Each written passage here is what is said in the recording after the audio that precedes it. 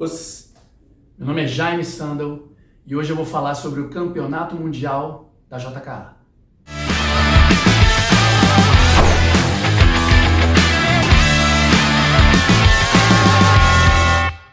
Quem me segue aqui no canal já ouviu muitas vezes esse termo, né? Essas siglas, JKA. E pode ser quem não está envolvido muito a fundo nas organizações de karatê pode passar batido, porque é tanta sigla, né? K para cá, W para lá, J, não sei o que, é muita sigla realmente, e a gente acaba se perdendo.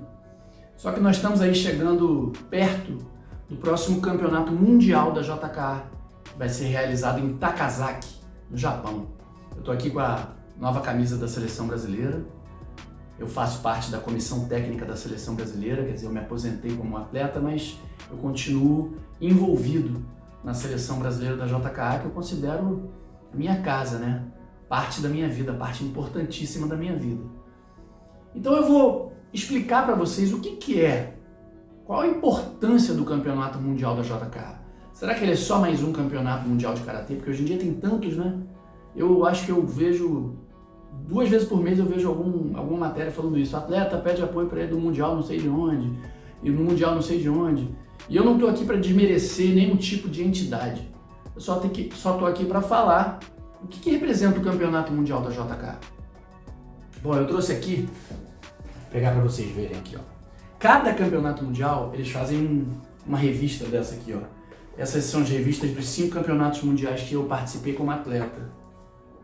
Essa aqui foi na Irlanda, esse aqui na Tailândia, linda essa revista aqui. Esse aqui foi na Austrália. E esses 2 aqui no Japão, com uma diferença de 10 anos. Esse aqui foi em 2004 e esse aqui em 2014. E o que é essa revista aqui, para começar? Já é muito legal desde esse momento. Nessa revista você tem um pouco da história da JKA, da entidade, que eu vou falar muito brevemente aqui, e a história dos campeonatos mundiais, que é o meu foco hoje. Então a história da JKA, muito brevemente, foi uma entidade fundada pelo sensei Funakoshi no final da década de 40, dos anos de 1940, com o intuito de unificar todo o karatê do Japão, que era muito fragmentado. Cada família tinha o seu estilo, cada região tinha o seu estilo, e ele quis tentar então unificar o karatê, ser uma coisa só, tanto que ele não colocou Japan Shotokan Association. Ele não queria que fosse um karatê dele, que os alunos dele deram o nome de Shotokan. Ele queria que fosse Karatê, apenas isso. Associação Japonesa de Karatê. Infelizmente, o sonho do Sensei Funakoshi não se realizou, porque o Karatê nunca se unificou. Mas essa foi a primeira tentativa, a primeira entidade de Karatê japonesa a tentar reunir tudo. Bom, a JKA organizou o seu primeiro campeonato mundial em 1975, em Los Angeles. A gente tem isso aqui na revista, ó, vou achar rapidinho. É muito legal, essas revistas são muito legais. Aqui, ó. Aqui nós temos os resultados de todos os campeonatos mundiais. Eles colocam aqui os resultados individuais e por equipe. Ó, primeiro campeão mundial, Los Angeles, 1975, não sei se está dando para ver. Sensei Masahiro Tanaka, na final com o Sensei Oishi. Olha quem foi o campeão de kata, Osaka. Temos aqui Yamamoto, quando foi campeão mundial contra o italiano. Esses primeiros 4 campeonatos foram organizados pela IAKF, International Amateur Karate Federation, Federação Internacional de Karatê Amador, que foi fundada pelo Sensei Nishiyama, que era da JKA, mas depois o Sensei Nishiyama transformou a IAKF na ITKF, e aí seguiu um caminho distinto da JKA, mas até aqui era uma coisa só, era tudo unido. A partir de 1986, em Tóquio, no Japão, aí sim virou o Shoto Cup, que é até hoje, né? Eles agora chamam de Funakoshi Kishin Cup, mas é a mesma coisa, que é o campeonato mundial organizado exclusivamente pela JKA. Então os 4 primeiros eram unificados ainda, era a IAKF, mas era a JKA, era a mesma coisa, a mesma regra. Depois a IAKF vira a ITKF, segue seu próprio caminho, cria outras regras, outras modalidades como Fukugo, Embo, e a JKA seguiu o mesmo caminho desde 1949, aquele início das competições, que na verdade foi na década de 50, Ele manteve a mesma regra e segue até hoje as mesmas regras. Olha que legal. É um campeonato muito tradicional, porque tem as mesmas regras desde o primeiro campeonato lá de 1957, primeiro All Japan, campeonato japonês, se não me engano. Foi na década de 50. Enfim, então um campeonato extremamente tradicional. Outro detalhe é que ele não acontece de 2 em 2 anos, como normalmente se vê nas federações mundiais. Ele acontece de 3 em 3 anos. Então é quase uma Olimpíada para quem pratica o Karate Shotokan, gosta dessa linha do Karate Shotokan japonês. É uma Olimpíada, porque de 3 em 3 anos é um ciclo mais longo. E algumas vezes aconteceu na história, eu infelizmente passei por isso, por algum motivo, já foi por causa da gripe aviária, uma vez aí cancelaram, um ano foi no ano seguinte, outra vez foi por causa da crise econômica mundial, também foi cancelado, e agora recentemente por causa da pandemia. Então já está há 7 anos sem ter um campeonato mundial. O último campeonato mundial foi esse aqui, ó. Campeonato Mundial da Irlanda, de 2017, eu participei. O Brasil ficou em 4º lugar no comitê por equipes.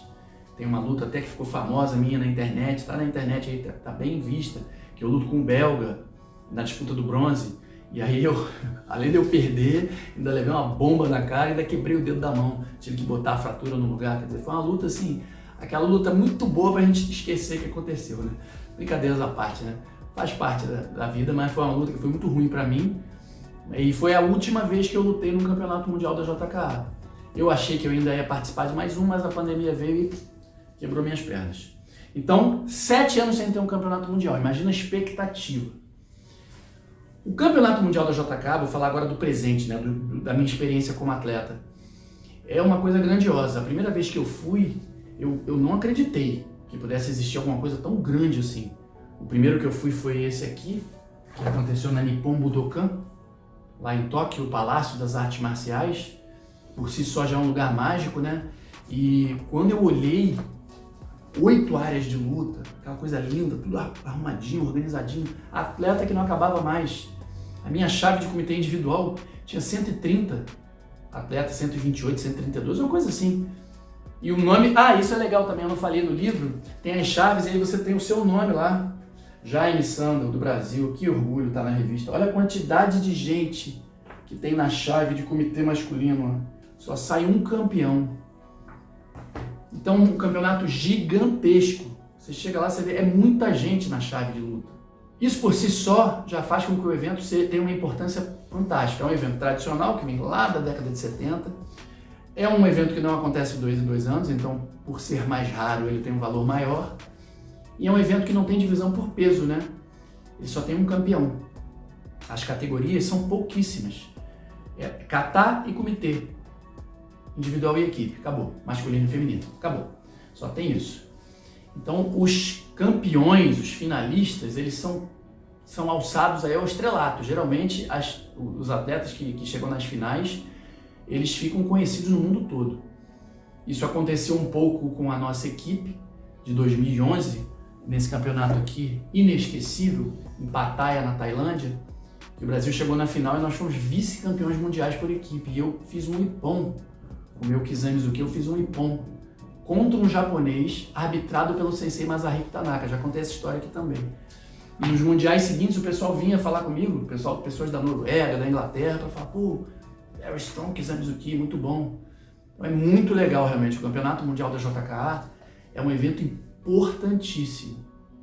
As regras, como eu falei, são as mesmas desde que o Karatê foi a primeira competição de Karatê foi criada lá na década de 50. 2 vazari, um ippon. Aí vamos tentar aqui imaginar o que passa pela cabeça de um atleta que está 7 anos se preparando para esse campeonato. Tem gente que está desde a Irlanda treinando, focado para competir no próximo Mundial, que foi sendo cancelado por causa da pandemia. E agora, depois de 7 longos anos, finalmente chegou a hora. Então, eu só consigo imaginar o que passa na cabeça desses atletas. Eu estive nessa situação, por exemplo, em 2011, por conta da crise mundial, nós ficamos 5 anos de intervalo entre um campeonato mundial e outro. Entre a Austrália e a Tailândia foram 5 anos. Eu fiquei 5 anos me dedicando, sonhando em ser campeão mundial, JKA. Essa é uma frustração que eu tenho.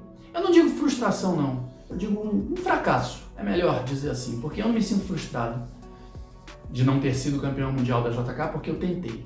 Eu tenho essa consciência que eu tentei ao máximo ser campeão mundial da JK. Eu me dediquei assim, nossa, eu não consigo nem descrever aqui. Eu me dediquei 100%, 1000%.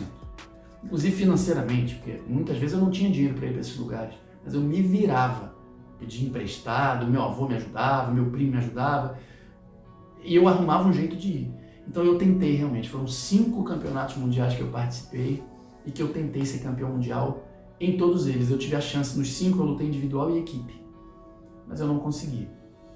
O mais longe que eu cheguei foi ficar entre os 16 melhores do mundo, chegar na final da minha chave. Se eu ganhasse aquela luta, eu estava entre os 8 melhores, o que já é Sensei Matida costuma dizer isso. Adulto, chegou entre os 8 melhores, já pode se considerar campeão mundial. De tão difícil que é. Eu tenho esse fracasso, não tenho medo de dizer, fracassei, não consegui, mas não sou frustrado por causa disso.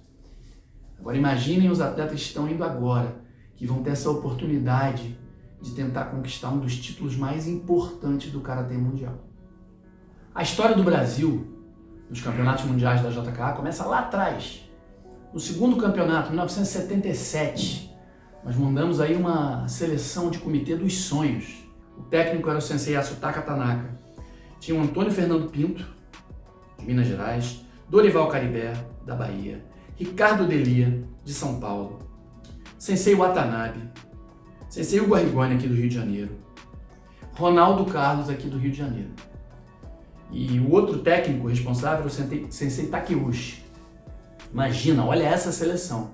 Só que por azar, a gente pegou o Japão na primeira rodada. Então o Brasil perdeu para o Japão. O sensei Hugo Arrigoni ganhou do sensei Yahara, numa luta histórica. E o sensei Hugo me contou que depois que ele ganhou do sensei Yahara, o técnico japonês tirou o Yahara da equipe. E ele ficou sentado lá na arquibancada. Ele me contou isso. De tão impactante que foi aquela vitória dele. Mas infelizmente o Brasil perdeu. Na repescagem, Brasil e Inglaterra, o Brasil também perdeu. Era uma outra equipe muito forte. Então o Brasil deu muito azar nesse chaveamento. Depois disso, nós tivemos participações em acho quase todos os campeonatos mundiais da JK, não tenho certeza. Mas nós só medalhamos 3 vezes, para vocês terem ideia da dificuldade que é esse campeonato. 3 vezes, todas no masculino. Estou falando de adulto, tá? Infanto juvenil nós temos outras medalhas. Mas adulto, só 3 vezes a gente medalhou.